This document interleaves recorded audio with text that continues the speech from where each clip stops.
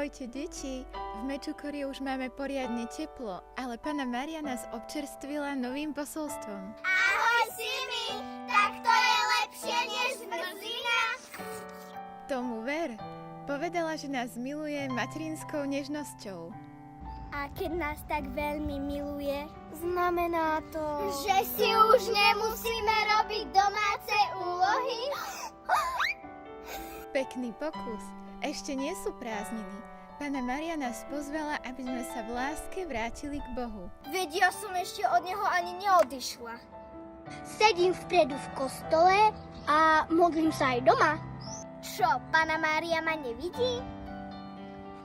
Práve preto, že vás Panna Mária vidí, vie aj to, že dokážete ešte viac. Aha, tak začnem kosiť trávu.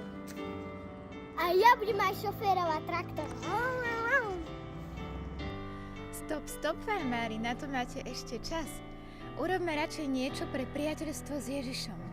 Blíži sa sviatok Najsvätejšieho Ježišovho srdca a tak sa skúsme modliť litánie k Ježišovmu srdcu.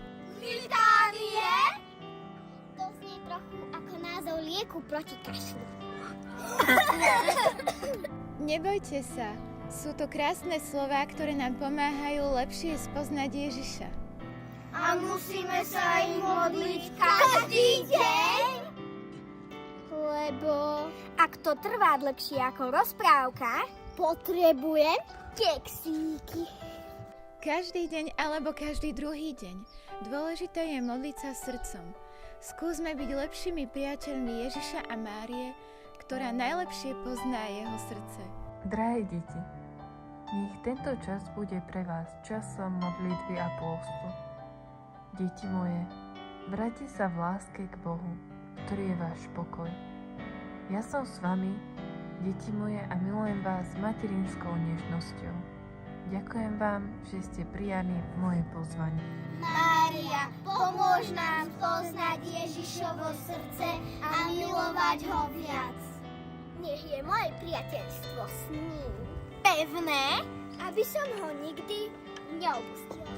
Amen.